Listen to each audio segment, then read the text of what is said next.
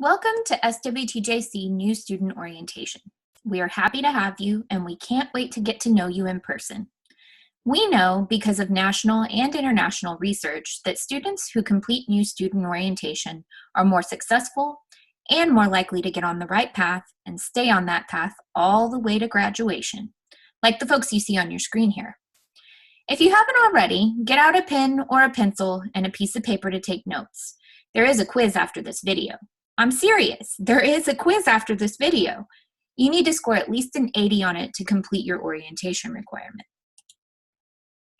Before we really get going, we want to debunk a few common myths about college. The first is that college is just like high school. Wrong. The only real similarity is that you will have classrooms and books. In college, you are responsible for managing your time and resources efficiently, so you stay on the path to success. You are responsible for you, and that includes asking for help when you need it. The second myth is that you don't have to go to class. Wrong again. How do you expect to learn the material, take tests, and turn in essays and projects if you don't go to class? Each class has an attendance policy, so if you don't attend, it won't end well, I promise. The third myth is that you'll be done in 2 to 4 years. That's wrong too. If you are a full-time student taking 12 hours each semester, you won't finish your associate's degree in 2 years, and definitely not your bachelor's degree in 4 years. Students that finish in that time frame are taking at least 15 credit hours per semester and taking summer classes. The fourth myth is that you'll have all the freedom.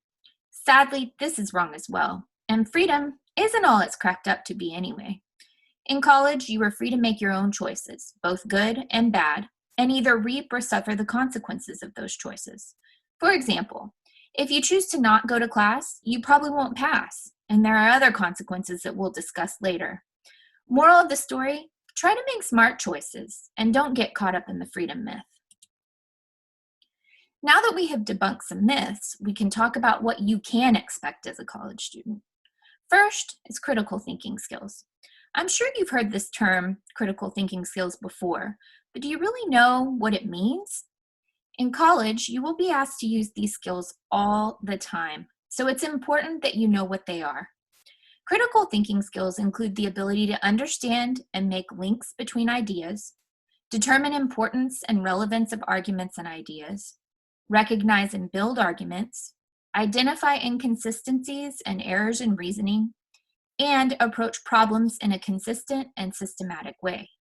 In short, each day in your classes, you will be asked to take in information, analyze it, and do something with it. Be ready for this. It might be a change for you. Second is that there is a strong emphasis on tests, essays, and projects, and less emphasis on busy work like daily grades or worksheets. It is not uncommon for there to only be 4 or 5 graded items in a class for the whole semester. This means that each item counts bigger for your final grade. Be ready for this too, and do your best from the beginning of the semester.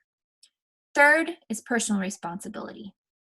When I was debunking myths, I explained that you are responsible for you. That is so true.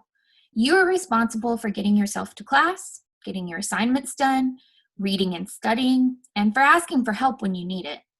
You are also responsible for behaving like a good human being by following the student code of conduct and understanding that there are consequences for your actions. Fourth is that you will spend less time in class and more time on independent study. Here we go, talking about that freedom thing again. This can be most easily explained by using this example. If you're coming straight out of high school, you're used to spending between 35 and 40 hours per week in class. In college, if you are taking a full load, you will spend between 12 and 15 hours per week in class. That's a difference of 20 to 30 plus hours per week. What are you going to do with that time? I'm sure you have some pretty awesome ideas, but choose wisely. Study with a friend, get tutoring, go to the Student Success Center or the library. You don't have to spend all of this newfound time this way, but commit some of it and you'll be much better off. You are most likely watching this video because you have been accepted for admission to SWTJC. You should have received a letter in the mail from SWTJC that contains a lot of very important information. Here are the next steps that the letter lists. First, take the TSI placement exam if you haven't already. Second, submit any required documents such as your high school transcript. Third, complete your FAFSA. That's the free application for federal student aid, and we'll talk more about that later. And fourth, attend orientation. You're doing that right now. At the bottom of the first page of your letter, you will see a box that contains some very important information. My advice is that you should memorize the information in that box. This includes your SWTJC student identification number, your login, your password, and your SWTJC email address. And I can't stress the importance enough of reading your SWTJC email regularly. You can download the Microsoft Outlook app on your phone so you can check your email every day, a few times a day. Do it. We don't want you to miss anything. Let's take a closer look at the information in the box at the bottom of the first page of your admissions letter. There is some confusion between the student ID number and the login ID, so I want to try to clear that up. Your student ID number is the number that is circled in red on this slide. It is a 7-digit number. It does not contain letters or symbols. When a person or a form asks for your SWTJC student ID, you should say or enter this 7-digit number. Your login ID is enclosed by a yellow square on this slide. It is the first part of your SWTJC email address. It is usually the first letter of your first name and your last name. It may also contain 1 or 2 numbers and sometimes your middle initial. Your login ID is used to log in to WebAdvisor, student planning, etc. Next, let's take a look at 2 very important documents. The first is the college catalog. You can access it by going to SWTJC.edu, then hover over the Academics tab, and scroll down to Catalogs and Schedules. Click on the picture at the top of the page, and there you find the college catalog. The college catalog is a comprehensive document that describes all the academic programs, rules and regulations, and requirements and procedures at SWTJC. It's a lengthy document that no one expects you to read every word of, but you should know where to find it and know that you can search it for answers to your questions. The second important document is the student handbook. You can access it by going to swtjc.edu, click on Campus Life, scroll down to the student handbook, and click on it. Then scroll down to the student handbook box and click Download. The student handbook contains information about student resources and that student code of conduct we spoke of earlier. Again, it's a fairly lengthy document, but you should know what's in it and how it pertains to you. Something you will notice as this video goes on is that college is the land of acronyms. For some reason, we love to give things acronyms. One of those acronyms is FERPA. FERPA stands for Family Educational Rights and Privacy Act. FERPA is a federal law that protects you from the release of your academic information to anyone, even your parents, without your written permission. That means that we cannot share your information, like your class schedule or your grades, with anyone other than you unless you complete a release form. Next, we need to talk about your grades. That's right, your grades matter. In college, you must maintain what we call minimum scholastic standards. You are responsible for knowing your own grade point average or GPA and working hard to keep it at a level that is both acceptable to you and that meets our minimum scholastic standards. And yes, I did say yet another acronym, GPA. It stands for grade point average. If I were you, I would definitely set my goal to get an A average or a 4.0 GPA. But the minimum passing GPA is 2.0. That's a C average. If you are unable to maintain a 2.0 GPA during a semester or as your overall GPA, you will be placed on scholastic probation. And if after a semester of scholastic probation, you still can't get your grades up over a 2.0, you will be placed on scholastic suspension. My advice here is to not ever get in this position because it's not easy to dig yourself out of scholastic probation. It is easy, however, to set your goal for a 4.0 and take advantage of the resources available to you to make that happen. If you do that, you should never have to worry about scholastic probation or suspension. Now, we need to talk about money. I don't mean to burst any bubbles, but the fact of the matter is that you have to pay for college. There are a variety of ways to pay, including financial aid, grants and loans, and work study, scholarships, payment plans, cash, credit card, etc. You can even do what my dad did and save your pocket change for a few years. You heard me right.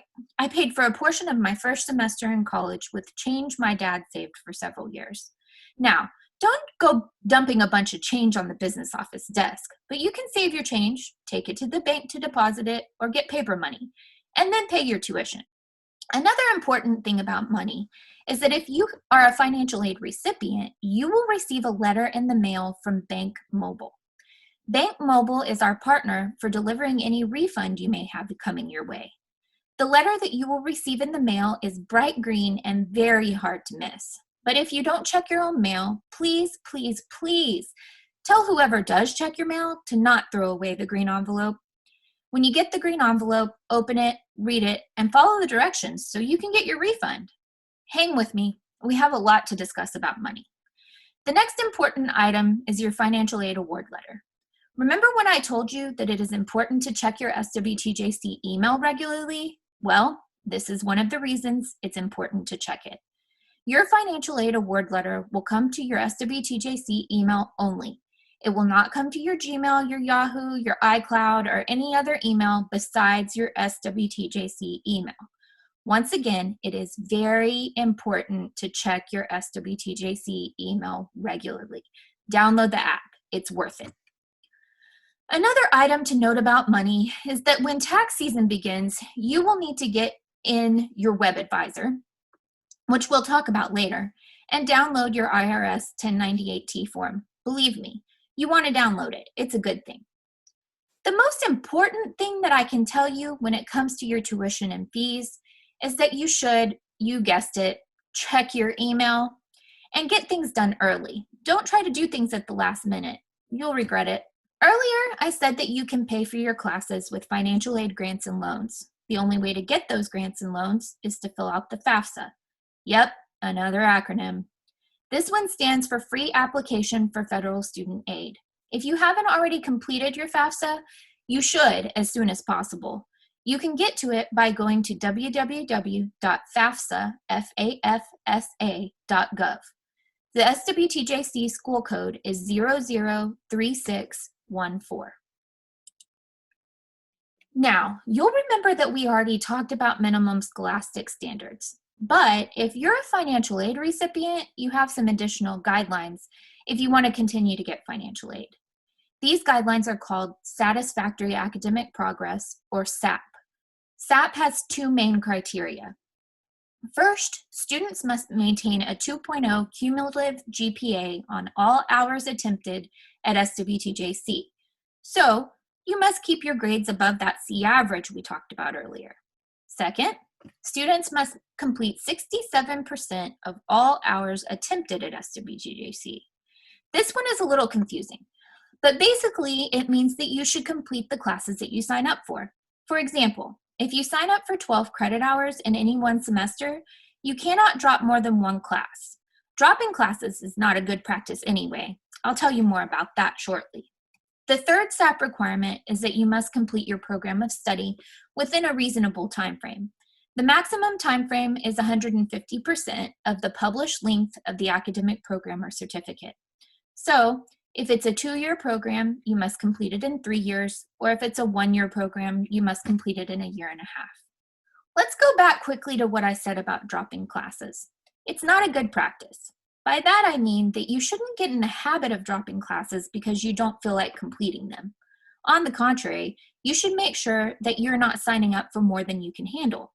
Remember back to the very beginning, the goal here for all of us is for you to be successful, for you to graduate, and you can't do that by dropping classes. There are a couple of additional reasons you want to be careful about dropping classes. The first is the 6 drop rule. Senate Bill 1231 provides that, except for several specific circumstances of good cause, Undergraduate students enrolling as first-time freshmen at a public institution of higher education in fall 2007 or later will be limited to a total of 6 drop courses during their entire undergraduate career. That means six dropped courses from SWTJC and beyond until you get your bachelor's degree. The second is that thing called SAP, or Satisfactory Academic Progress, that we already discussed. Students receiving financial aid must complete at least 67% of all courses attempted at SWTJC. In other words, don't drop courses willy-nilly. You'll find yourself wishing you didn't. Moving on to Census Day. Census Day is also known as the 12th class day. On this day, the college takes a snapshot of all students' enrollment, which becomes the official enrollment that is used for both state reporting and financial aid eligibility. Generally, the classes you are enrolled in and attending as of census date will determine the amount of financial aid grant money you will receive. If you are enrolled and attending less than full-time as of census date, your aid will likely be less than what was reported in your initial financial aid award letter. This is because students are initially awarded based on the expectation of full-time enrollment. Then aid is adjusted on census day to their actual enrollment. Shifting gears just a little, if you plan to attend the Uvalde campus and you want to live in the dorms, you need to pay attention. Otherwise, take a 30-second break to download that Outlook app so you can check your email. In order to request a dorm, you must first fill out the SWTJC housing application. This application is available on SWTJC.edu. Hover over Campus Life, then click Housing and Dining from the drop-down, and scroll down to the SWTJC housing application. You also need to get your bacterial meningitis vaccine, pay a $150 deposit at the SWTJC business office, and turn in your housing contract. Please note that residents of the city of Uvalde will only be considered for housing after all other housing requests have been considered and filled. A what? Have you ever heard the word syllabus? If you haven't, you definitely need to know what it is now. A syllabus will be issued by each of your instructors. The syllabus details the course grading criteria and the student's academic evaluation and learning outcomes. All assignments, testing, grading, etc. are outlined on this syllabus by the instructor of the course. Required text will also be listed on the syllabus. Any questions, concerns, or disputes about the course should first be brought up to the attention of the instructor listed in your syllabus. SWTJC requires all students to have an official college ID. You should obtain yours in the library on your campus. You'll need to take a copy of your schedule to confirm that you are a currently enrolled student. You will need your ID card to use campus facilities such as the gym, weight room, swimming pool, student success centers, and testing center. It also serves as your library card, and it is a smart card, so you have to put money on it in the business office to pay for printouts and copies in the library. A parking permit is required if you plan to park your car on any SWTJC campus. If you don't have a parking permit, you will get a parking ticket. Just a heads up here. Don't think that you can just park in a visitor space. There are very few visitor spaces, and there is no reason to not get your parking permit because it's included in your fees. To get it, you first need to register your vehicle. So go to swtjc.edu, hover over the Campus Life tab again, and then scroll down and select Parking Permit Express from the drop-down. You'll need the following information to register your vehicle: your SWTJC student ID number, the vehicle make, model, year, and color, the vehicle license plate number and state, your driver's license number, the vehicle owner's phone number, and your relationship to that owner. If you have more than one vehicle that you are driving to campus, you will need a permit for each of them. Additional permits are $5. Campus carry is up next. Effective September 1, 2017, individuals who are licensed by the state of Texas are allowed to conceal carry their handguns at SWTJC, subject to certain restrictions. There are certain buildings and rooms in which concealed carry is not allowed, and those are clearly marked. SWTJC is required by several state and federal laws to provide information to all students about sexual misconduct.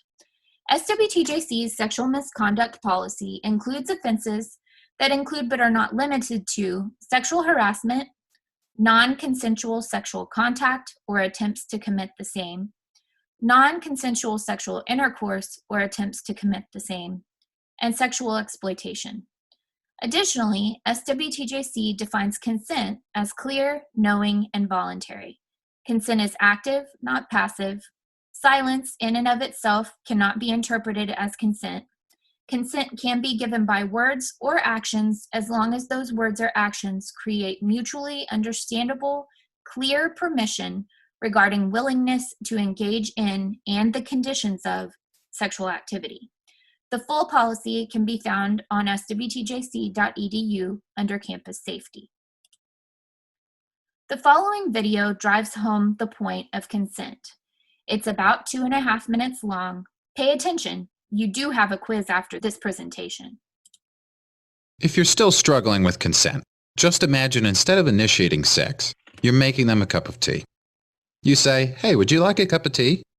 And they go, "Oh my God, I would love a cup of tea, thank you." Then you know they want a cup of tea. If you say, "Hey, would you like a cup of tea?" And they're like, I'm not really sure. Then you could make them a cup of tea, or not, but be aware they might not drink it. And if they don't drink it, then, and this is the important part, don't make them drink it. Just because you made it doesn't mean you are entitled to watch them drink it.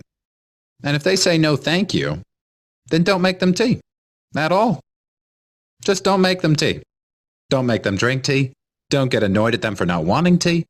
They just don't want tea, okay? They might say, "Yes, please. That's kind of you." And then when the tea arrives, they actually don't want the tea at all. Sure, that's kind of annoying as you've gone to all the effort of making the tea, but they remain under no obligation to drink the tea. They did want tea, now they don't. Some people change their mind in the time that it takes to boil the kettle, brew the tea, and add the milk.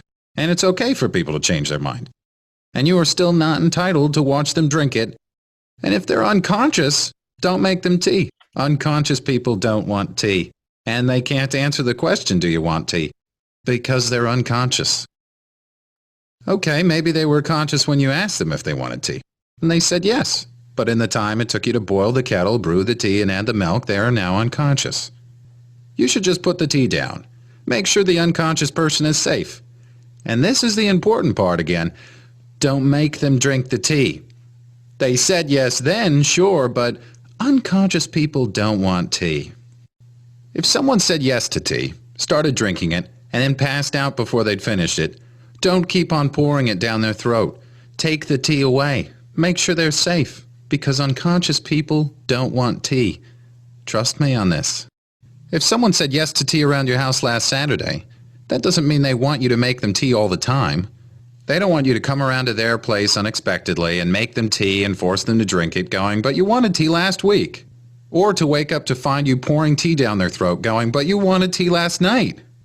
If you can understand how completely ludicrous it is to force people to have tea when they don't want tea, and you're able to understand when people don't want tea, then how hard is it to understand it when it comes to sex? Whether it's tea or sex, consent is everything. And on that note, I'm going to go make myself a cup of tea. Now, let's talk about disability support services. If you are in need of disability support services, you must contact the DSS representative at your campus. You will need to complete a DSS application and provide proper documentation of your disability. The contact information for the DSS representatives is listed here.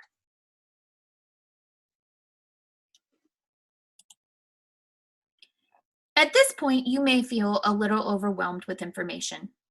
Let me reassure you that SWTJC is here to help you be successful. You have access to many resources as an SWTJC student. Many of those resources are listed here. We have a multitude of clubs and organizations that are both academic and social interest related. Find one that interests you and join it. On the Uvalde campus, there are a number of intramural sports, plus men's basketball and rodeo. We have great libraries that offer places to study, learn, and make friends. If you're a veteran, we offer veteran services through the registrar's office at your campus. We have student success centers at each campus that offer peer tutoring, writing assistance, independent study, tutor-led group study sessions, supplemental instruction, calculator and textbook resources, and so much more. Not to mention, they are fun places to hang out and make new friends. Additionally, tutoring is offered through the online service TutorMe. A link is located on your Canvas dashboard. SWTJC offers a plethora of success seminars and workshops ranging from financial literacy and mental health to checking your oil and washing your clothes. And last but certainly not least, there are many activities and events throughout each semester. Hint, hint, most include free food. And just a heads up about that research that I mentioned at the very beginning of this presentation. Research also shows us that students who become involved in some sort of campus group, formal or informal, are much more successful academically. Moral of the story, get involved in something. Another resource that is available for students at SWTJC are the CARE teams. CARE is one of those acronyms. It stands for Consultation, Assessment, Resources, and Education. The SWTJC CARE teams provide assistance to students in distress by getting them involved with on and off-campus resources such as mental health counseling, food pantries, housing assistance, and much more. If you have a concern about a student or even about yourself, you can report it by going to swtjc.edu, scrolling down to the very bottom of the page, then click on Report a Concern in the black bar, and then click on Report in the Student of Concern box. Fill out the form and submit it. Please note that we're not a disciplinary body. Instead, our focus is on prevention and assistance for student success. Now switching gears a little bit to the part you have probably all been waiting for, signing up for your classes. But first, you need to make sure that you have completed your admissions application, taken care of any TSI requirements you might have, completed new student orientation, which you're doing right now, and cleared any holds that you might have. After you've done that, you're ready to make an appointment with your advisor. Your appointment is booked online by going to www.swtjc.edu.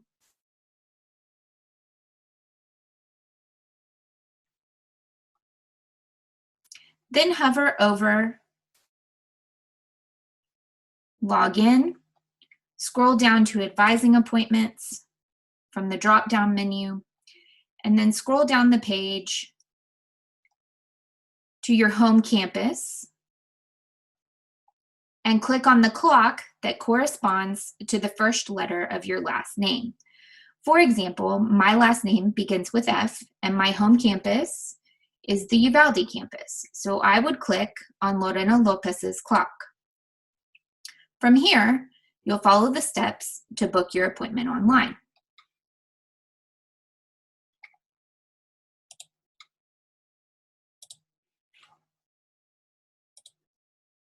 Student planning is the college's registration tool. In other words, it's where you register for your classes when registration opens. Student planning lives in WebAdvisor, and it allows you to view the course schedule, view your degree plan, view the courses you already have completed, register for your classes, and plan your future semesters. Your advisor will assist you with learning student planning and with registration for your courses. Once you have planned your classes in student planning, your advisor gets a notification, contacts you with any questions they might have, and then approves your registration. You can learn more about student planning by going to www.swtjc.edu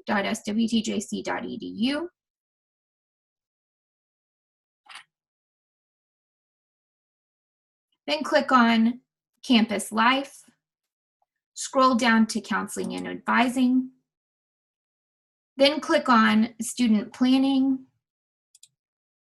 and watch the 2 tutorial videos there for student planning.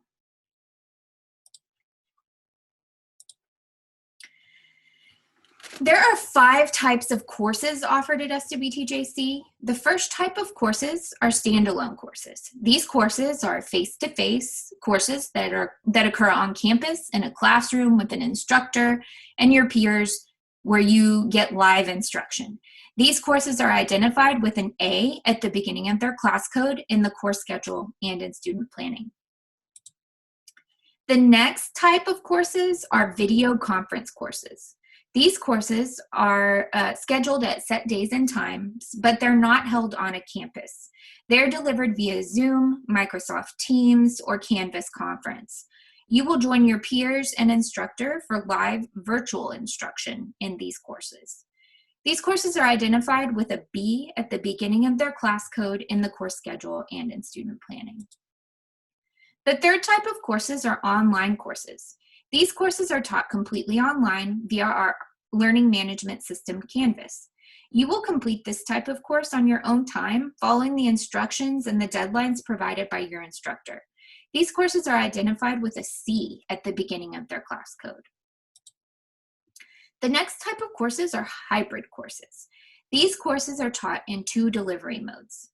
A portion of the course is face-to-face, in person, on a campus, while the other portion of the course is taught online via our learning management system, Canvas.